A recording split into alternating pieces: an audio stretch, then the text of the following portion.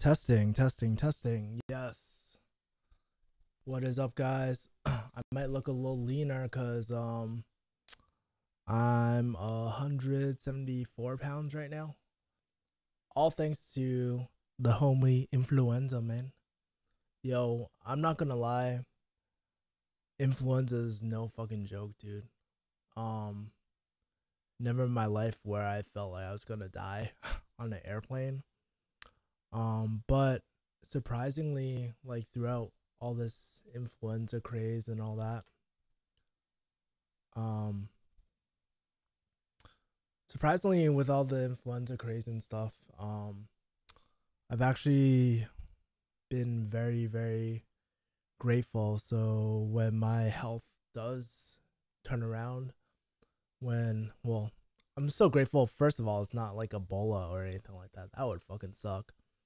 But what I really learned about sort of everything is like to appreciate just working out, to appreciate to appreciate like being able to work. Like for me, like I've always Chinese sweatshopped a lot of the stuff I've done. So I'll put in a lot more work than other people. And a lot of time that means like sacrificing my own health, which isn't really healthy.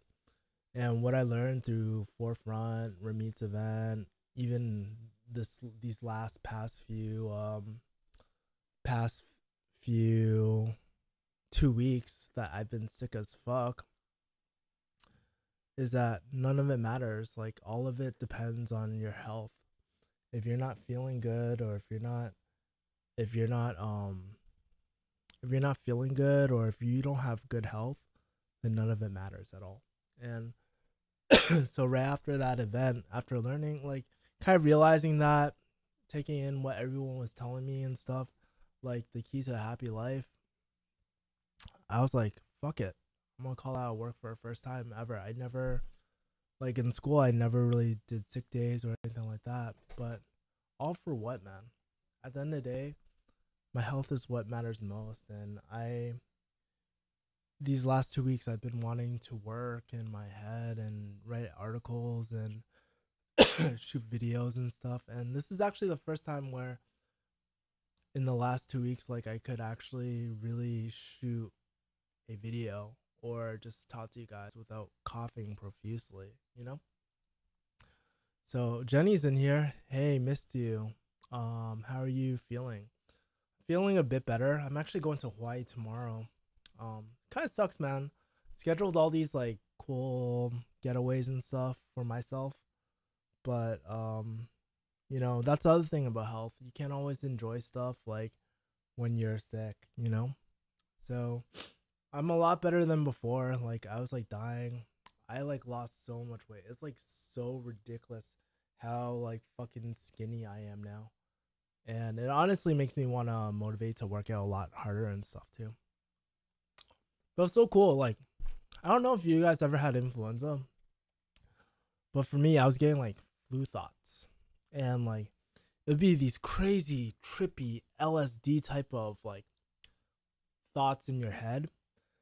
Like, I literally saw like this old guy in my hotel room, like, go through the different floors and shit. And like, it'd be like raining upside down and all this bullshit. It was really crazy.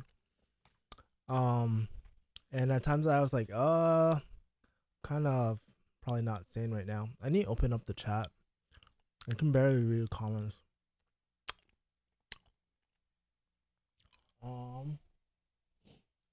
Let's see what comments say.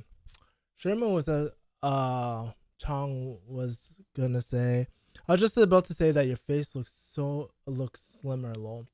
Well, I like being at a lower body weight. It's actually really cool, but not like this, man. It was ridiculous. So I weighed myself right before Chicago. I was like 190, right? Leave for Chicago. I go through like sweats, like the chills, the muscle pains, everything while I'm in Chicago, while I'm at this Forefront event trying to network and stuff. Although I wasn't super active networking because I didn't want to get other people sick. but I still met really cool people when I wasn't dying. Um, but yeah, man, I came back and I just didn't feel like eating. My appetite wasn't there, and honestly, it was still one of the best experiences of my life. And it was really crazy actually meeting or seeing Ramit in person. You know, like I'm sure maybe some of you guys feel this way toward me. I don't know, but I thought it was really cool to take someone that you always used to follow in high school or college or something like that and finally put a face to that person. And he delivered the craziest keynote. Like one of the it was better than a lot of TED Talks I've seen. Better than a lot of other things, you know? And it really spoke to me because here I am, 29, deciding what I really want to do to make a jump in my career, deciding between all these things because I'm just like trying different things. And here I am also struggling with the confidence toward my dating life. And one thing that really, really got to me was that sometimes we're not aware of the stories that we tell ourselves. And for me, I tell myself that I'm not confident, I'm not desirable, I'm not this and that. But the beautiful thing about stories is that we can always choose to rewrite them, you know? So I don't have to be this timid motherfucker if I don't want to be, you know? And it was really weird. I changed the way I looked at my whole life, changed the way I looked at my health. Like that was because the reason why I called out of work the next day was just because I chose to rewrite the story of my life. I will always prioritize health over work from now on. You know, not like I'm not committed, but I know like I can't make anything happen if I'm not healthy, right? And that's a huge lesson I've learned. And yeah, not to martyr myself. Like, why should I always be a fucking martyr? What for? You know? At the end of the day, this is my life, and I want to choose what I want to do. And I think during the event too, which was really cool, was that it really made me think about a rich life. I just walk in. So I go to Chicago, right? As I land, I go into my hotel room. Beautiful Lakeview, Lakeview, scenic thing. Like right when I walk in Chicago, you know, I was like, damn, this is some bougie ass shit. Like automatically in my head, I'm like, I'm too cheap for this. You know, like I'm too low class for this, right? And then I go into Ramit's event and event after event, it just blows my mind. I'm just like, wow, this is a rich life that a lot of people talk about. And I feel like in certain ways, I still live a lot like a college student. And I don't have to live like this anymore. At the same time, like, I felt like for a long time I've been such a huge prisoner to money. Like, because it's addicting, because you just want to make more and more and more and grow and grow and grow. It's fun, you know? But at a certain point, you ask yourself, am I doing this for me or am I doing it just because of money and stuff, you know? And so, yeah, like, it's made me really think about what I want to do for a rich life. Like, do I want to do stuff because of money or do I just want to do stuff because I want to? And maybe that's my definition of a rich life, knowing that, you know, like I don't have to go to work, knowing that I need money for the next paycheck, next pay cycle, right? I can call a sick day because I want to, you know? So yeah, it's just some thoughts I've been thinking. Peter Hyun asks, how much did you invest in your VFIX now? And how much under realized gains you earned nowadays? Mm. So I invested up to like 100K in just the Admiralty fund, but recently I've been playing a lot more with other stocks and stuff too, or investing in other stocks too, individual stocks. um just because like the returns are so much better, but at the same time, um, we are living in a really weird market right now. So I know that individual stocks are relatively risky. They're pretty high risk, you know. But I'm playing with money that it's fine. Like if I lose it, it's not the end of the world. I've also been looking at cryptocurrency and stuff too, like the technologies of it. Um, or like directly investing into it. I think for me, like what I'd probably do is just maybe invest a set amount each month or something. You know, I might pull back from like lending club and stuff. I'm not seeing that great of a return on it, and my money's too locked up to be of real value and stuff. So, but yeah, Catherine says hi. What's up? I wonder who's in here. Let me check the participants. Yeah, I hope this cough drop isn't bothering you guys and stuff. But we only got a few people recently. Um, some other things, yeah. So I thought it was really cool that David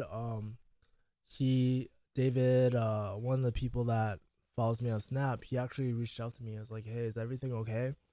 You haven't been posting videos recently. And I was like, yeah, I've been really sick, and also like I've been also taking a break, trying to get like a better view of what I'm actually doing and stuff. Mm. Do you guys do any? I'm not sure if you guys follow Gretchen Rubin at all. Um, she does like the Happiness Project. I have her book somewhere, and then she has like the 4 types of people and stuff like that, which also really changed my mind. I saw her live at the Forefront event as well. um, but anyways, I was at this Gretchen Rubin event, and here's a thought I've been really thinking about recently. I've been really thinking about like what? Yeah.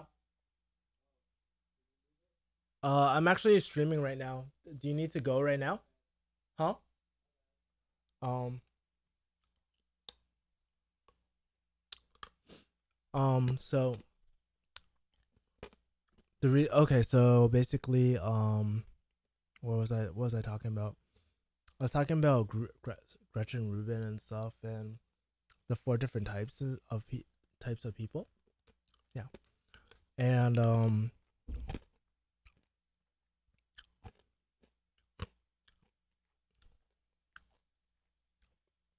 sorry, I got distracted. My roommate. Um, the 4 different types of people, and I realized like, how come in certain areas of my life, like I'm like pretty successful. Like when it comes to pharmacy, I'm pretty successful, right? Like I did something that a lot of people couldn't do. I wouldn't say I'm the most successful pharmacist. Hell no, I'm not. But compared to a general person, I'm able to set a long term goal and do it. But how come like when it comes to like starting a business or running a business, why am I so deficient sometimes? You know, how come I don't show up? Or if I'm like training myself, or there's a lot of different areas where I feel very like I can't control myself. And that's why I really like Gretchen Rubin's talk a lot the other day about Gretchen Rubin's talk about like the 4 types, because I learned that I'm an obliger. Well, not like I learned, but I just put a term to it. And there's these 4 types. So there's like the upholder, which is like that really strict person. They hold their standards and the outside world standards to the same standard, I guess. There's like the questioner, the person who always asks questions. So maybe it's your mom, like they're always asking you questions, and that's just the way they are, right? There's the obliger like me, where they hold everything outside of the world. They hold everything to a standard, but when it comes to themselves, they don't hold themselves to the same standard. And then there's the rebel who doesn't listen to jack shit. When I think of a rebel, I think of Joe. Yeah, I think of Joe when I think of a rebel, you know? Um I think of like a lot of pharmacy people who are upholders, you know? They're very regimented, they're very um strict, routine and stuff like that. Maybe those are some of your residency people, right? And then the questioners and stuff.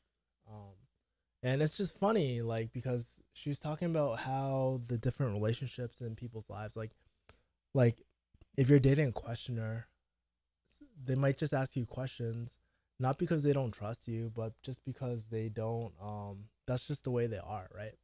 Anyways, just to get back on point, what I realized was that I was like, so what do I do then? Like, how do I hold myself accountable? And one of the solutions that she was talking about was having an outside accountability system. So either like a coach or someone who asks you whether you did something or not. And that's just something I need to get done. And so I started thinking a lot about the coaches I've had and what areas in my life where I don't have outward accountability and stuff. And I think it's going to be really. I'm actually thinking about hiring a business coach as well, and also really got me thinking about my own coaching business as well. Like, what exactly do I want to do? Because I don't want to be a life coach. I mean, life coach has a really bad connotation to it. And what I realized too through that experience was also like I want to be a more like a systems like type of coach, like where I implement systems in people's lives and it makes it easier for them and sets up a routine and where we make progressive progress, you know? Yeah. So that's just a little side stuff I've been thinking from the seminar and stuff. Um Karina says good evening. Peter asks, what is your favorite credit card rotation used for rewards? What do you think is best? Personally, I don't like cash points and stuff like that. I'm not a huge cash person. I'm not like a huge credit card expert like the points guy or anything like that, but there's two credit cards I use. I've been using the SPG Amex for the longest time. I love it because I can ball out on fancy ass hotels like the W and stuff. Or use it for any like airlines and stuff. It has really good conversion. Um Also like I like the customer service from Amex a lot. Just because usually there's never hassle. Like if there's any problems, bam, it's already done. I don't have to worry about it, you know? Like Amex just trusts me, which is perfect, you know? And the other one I use, which I haven't played with the point system too much, is like Chase Sapphire. Um, or actually, is this a Sapphire? Which one's the Chase?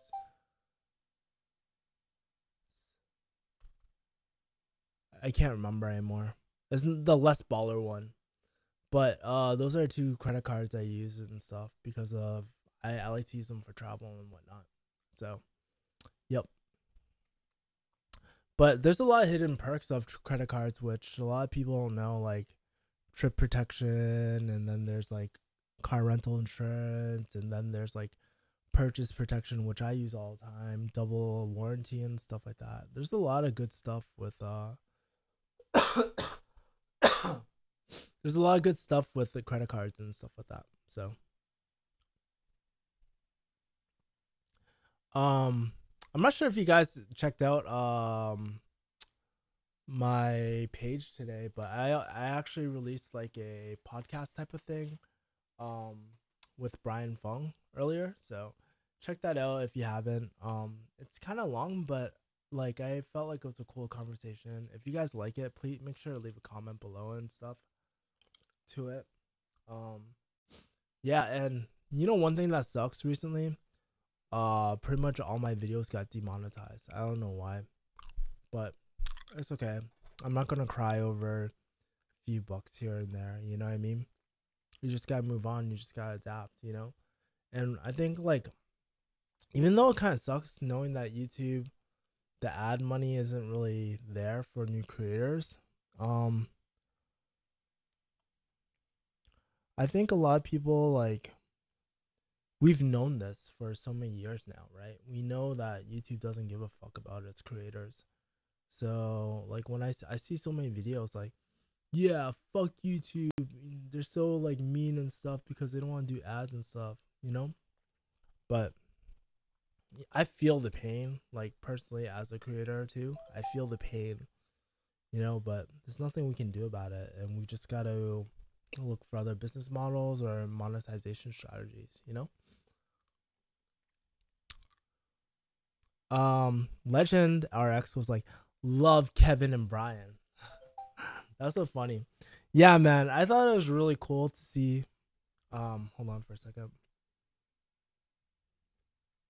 I thought it was so cool to see Brian get finally recognized, like in public. And I thought it was really cool to just chill with Brian the whole day. I really just enjoyed it a lot. We just got to like chill just as friends and stuff, you know? And it was really cool. Even though my background's all fucked up. I need to fix up my background and whatnot. But yeah, I mean, I thought like that was totally off the top of the head. It just came out very naturally. We just suddenly started talking about informatics, and I started asking him those questions based off because I kind of got to know him within the last few days, those last few days. So, I thought we had some really good conversations and stuff, and really deep conversations, you know.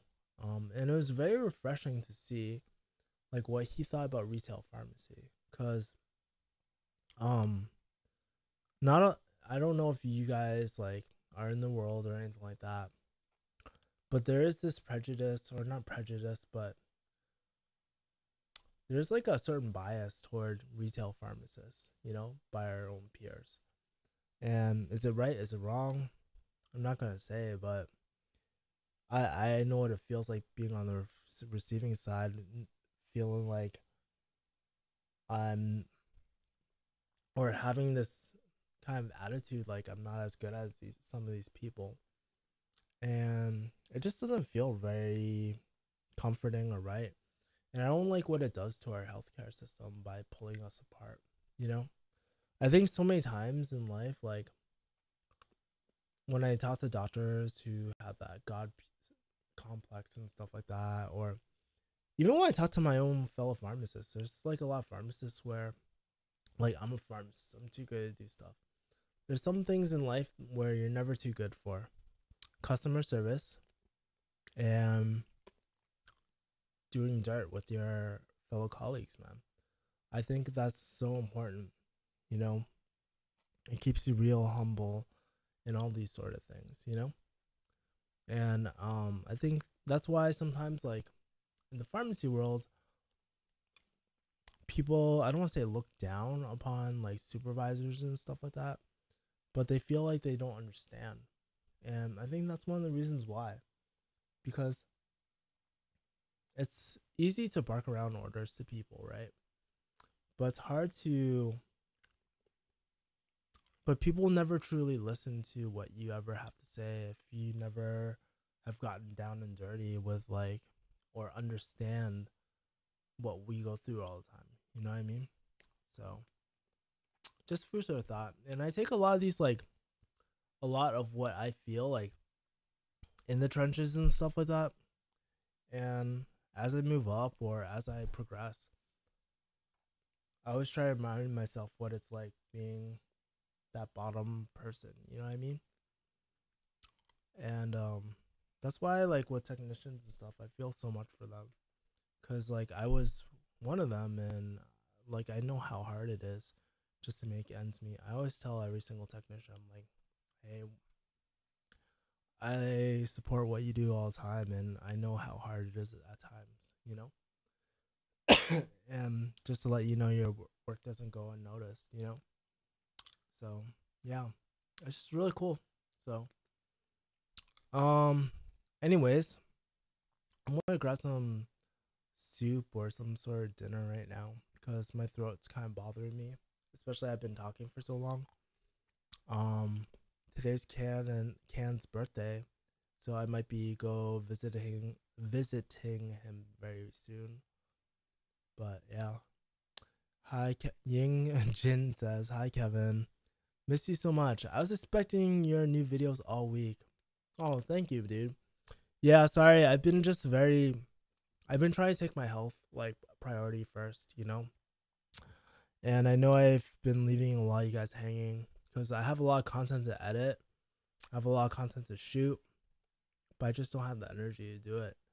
And if you ever had like sort of influenza or anything like that, you know how draining it can be sometimes. Yeah, I think there's a part of me which I know that I can like just push on and just be like, fuck it, who cares? YOLO, son. But I think about all those times where I've delayed satisfaction in my life, or I delayed certain things. Like I kept on, like even like last week when I was trying to cover my shifts for Chicago, I was just like, just pull through just a few more hours, and then another obstacle happened. I was like, just push through, until the point where I was so exhausted, man, and it just took so much out of me, and I think it delayed my recovery too. So, taking lessons from that, I'm so glad to have like, I'm so grateful to have fans like you, where you guys just like look forward to my shit. And I think I went through a realization recently. Like a lot of people I tracked, a lot of people a lot of people who watch my videos and stuff, we're kind of weird, dude. You know? Like I was at Ramit's event and he was like, all you guys are weird. And that's a good thing too. Like you guys are up at 8 a.m. ready for the keynote from Sean Aker or whatever. And that's an amazing thing. And he was saying that you're not like normal people. Like you're not like the typical American. And when he said that, I forgot whether it's Ramit or Sean that said that.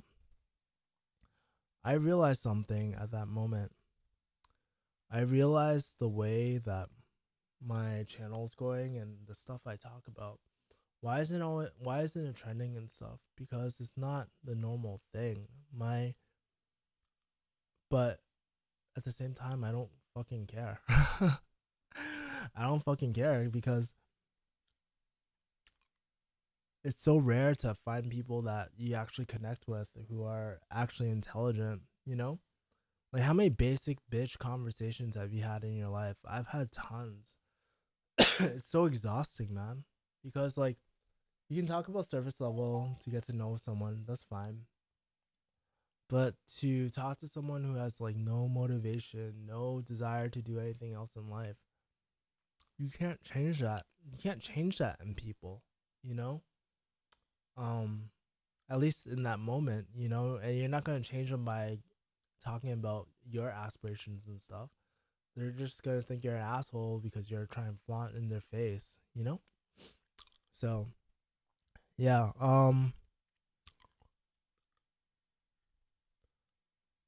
next stream I'm gonna do 9 p.m. next week.